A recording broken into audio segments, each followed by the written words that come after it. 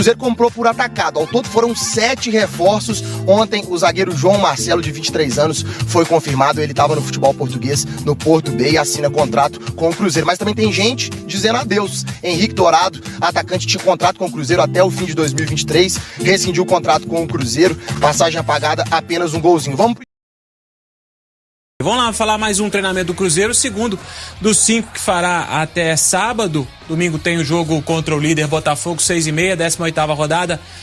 Esse duelo tortíssimo tem o Cruzeiro pela frente, e o Pepa já sabe que não vai poder contar com o atacante Wesley e com o goleiro Rafael Cabral, e aí o Anderson assume o gol, e aí fica a expectativa com relação ao Bruno Rodrigues. Hoje, mais uma vez, participou do treinamento ao lado do Daniel Júnior. Os dois jogadores estavam com dores, né? O Bruno Rodrigues com dores no ombro e o Daniel Júnior na coxa, liberados.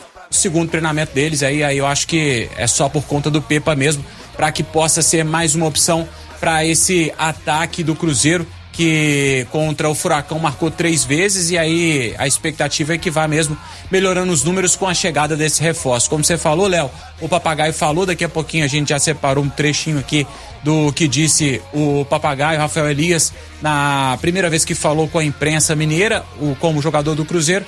Daqui a pouquinho a gente destaca o que disse ele. E aí o Cruzeiro também divulgou a parcial de ingressos vendidos, a última para esse jogo contra o Botafogo, mais de 37 mil ingressos vendidos, e aí o Cruzeiro já muito perto de ser, já podemos cravar que já é o segundo melhor público para esse ano do Cruzeiro, que contra o Grêmio 37.300 pessoas pagaram para ver aquele jogo, 41 mil presentes naquela oitava de final da Copa do Brasil. E aí o maior público do ano, presente 51 mil torcedores naquele jogo contra o Fluminense, 48 mil pagaram ingresso. Cruzeiro, quem sabe, pode até tentar bater essa marca de público pagante para esse jogo contra o Botafogo, mais 3, quase 4 dias aí de venda, né? Quem sabe pode ser que seja batido esse recorde aí de público. Essa expectativa também? É isso, Rafa, com certeza. Eu até falei mais cedo nas minhas redes que eu acreditava num público passando dos 45 mil torcedores. Com essa última parcial, ainda tem quinta, sexta e sábado para vender. Tem muito bilhete ainda, laranja superior, vermelho superior. Tudo bem que o vermelho é um pouco mais caro. O laranja tem aquela categoria de time do povo que compra a R$10. Mas eu acho que vai passar dos 45 mil. Não deve chegar a 50, porque o roxo superior não será aberto. A não ser que o Cruzeiro mude de ideia, mas eu acho pouco provável. Tem esses outros setores à disposição, mas não deixa de ser um grande público. Se o Cruzeiro tivesse vencido o Atlético Paranaense, não tenho dúvida nenhuma que era Mineirão para 60 mil. Mas aquele empate ali, da forma como foi, o Cruzeiro não vive o seu melhor momento em termos de resultados. Em termos de desempenho, até contra o Atlético Paranaense, penso que deu uma animada. Mas de fato será um grande público sim neste retorno ao Gigante da Pampulha. É o que... Acho que a gente teve probleminha aí com o Samuca, né? Vamos tentar recuperar esse áudio aí com o Samuca. Antes da gente conseguir recuperar, Leozinho, o áudio do Samuca, o Papagaio falou, né? E ele falou o quê, Rafael Nobre? Pois é, e aí pra poder colocar o Lelhão e o Daniel também nesse bate-papo, ele falou um pouquinho... Falar e tá falando, né? Vamos ver se joga. Pois é, o que a torcida quer ver dentro de campo, né? E aí se emocionou o Papagaio, ele falou um pouquinho das características. A gente separou, Henrique, um trechinho do que falou o Papagaio, e ele comentou um pouquinho das características dele e o que mudou daquele Papagaio e o que o torcedor pode esperar do Rafael Elias com a camisa do Cruzeiro. Vamos ouvir. O Ituano, pra mim, acho que foi uma das melhores fases que eu tive, profissionalmente falando, né? Eu saio do Ituano, não termino a Série B, tenho uma proposta do Emirados, acabo aceitando a proposta, mas esse é o nível. Quem me acompanhou na Série B viu, um jogador bastante intenso, boa velocidade, busco sempre estar ajudando meus companheiros, né? Mas eu creio que esse é um pouco do que eu tenho para apresentar, né? Minha capacidade, meu potencial está muito mais elevado do que quando eu era mais jovem. Espero que as oportunidades que eu tiver tá correspondendo à altura e tá ajudando o Cruzeiro. E aí o Rafael Elias também falou do desafio dele na carreira, esse que é agora vestir a camisa do Cruzeiro, é o maior desafio dele como profissional. Vamos ouvir o que falou o Rafael Elias. maior desafio pessoal para mim foi chegar aqui. Todo mundo sabe que eu passei no Brasil. É difícil falar para mim porque só eu e minha família sabem que a gente passou aqui no Brasil. Mas o mais importante para mim é ter o reconhecimento, né? Vestir a camisa do Cruzeiro para mim é um sonho. Eu nunca imaginei que depois que eu voltasse do Emirados eu ia ter tanta proposta. Eu conversei com a minha esposa, eu pensei em parar depois que eu quebrei o braço. Mas Deus falou para mim que Ele tinha algo muito interessante para mim aqui. Ele tinha uma promessa para mim aqui no Cruzeiro. E eu creio que Deus vai fazer grandes coisas aqui, nesse clube.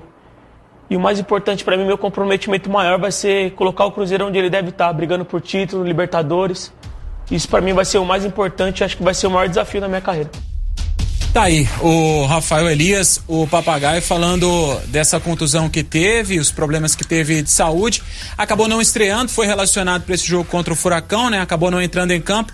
Você acha, Samuca, que agora contra o Botafogo ele entra em campo, finalmente vai estrear? A gente tinha até comentado isso semana passada, acho que há mais semanas aí, alguns dias atrás. Você tinha falado que aquele grupo do Cruzeiro, sem esses reforços que chegaram, já tinha chegado no limite, né? Você acha que com esses reforços dá um gás a mais, dá pra explorar mais dessa turma, pelo menos pro segundo turno, Samuca? Com certeza, é a expectativa de todos, né, Rafa? O Papagaio aí, agora, ele falou que nunca pediu pra ser chamado de Rafael Elias, né? Então é Papagaio mesmo, muito melhor. Então vamos com esse apelido aí e que dê muito certo pra ele aqui no Cruzeiro, pelas palavras, né? Tá muito animado. Claro que não vai ser aquela solução absoluta, o salvador da pátria, mas penso que pode agregar sim ali na frente. O Cruzeiro tem tido muita dificuldade. Não acho que o Pepa vai voltar com o centroavante no jogo de domingo, mas ainda ele nem começou a fazer trabalhos táticos. Mas o Papagaio, o Matheus Pereira, o Arthur Gomes, o próprio João Marcelo, o zagueiro que chega agora, esses jogadores, o Cruzeiro fez uma janela, pelo menos na parte teórica, melhorou o time. Aquilo que a gente falava de dar uma encorpada, de subir o nível, pelo menos na minha opinião o Cruzeiro fez. Só que agora é na prática, né? A prática já mostrou aí o Lucas Silva muito bem, o Arthur Gomes muito bem nos primeiros jogos que eles tiveram. O Matheus Pereira ainda vai precisar de um condicionamento melhor para atuar mais tempo, mas é a expectativa de todos, porque quase todos os clubes se reforçaram, né, na janela. Então o segundo turno vai ser ainda mais difícil, mas penso que o Cruzeiro tem aí uma nova perspectiva daqui pra frente com a chegada desses jogadores, incluindo aí, por que não, o Papagaio, que vai ser um centroavante que vai entregar uma característica diferente. É canhoto, é de mais mobilidade, não é aquele jogador que a bola costuma bater na canela sempre. Então, quem sabe aí o Cruzeiro ganhando uma boa opção para concorrer ali com o Gilberto e para dar um leque maior pro Pepa no decorrer das partidas. Sobre o Papagaio é o seguinte: depois que nós vimos o Jael ressurgindo no Grêmio, sendo campeão da Libertadores, eu não duvido de mais nada no futebol. Tá certo? Então pode chegar aqui o Papagaio e começar a fazer gols aos 24 anos de idade. Tanto que porque o Palmeiras ainda, viu, Seabra, acredita nele. Manteve um percentual dele, não é isso, Samuel? Rafael? Manteve, né? Isso, manteve. Pois é. Então, alguma coisa ainda, o Palmeiras acredita. Uma saída em definitivo. O Reinaldo, ele não ia ter chance com o Pepa, né?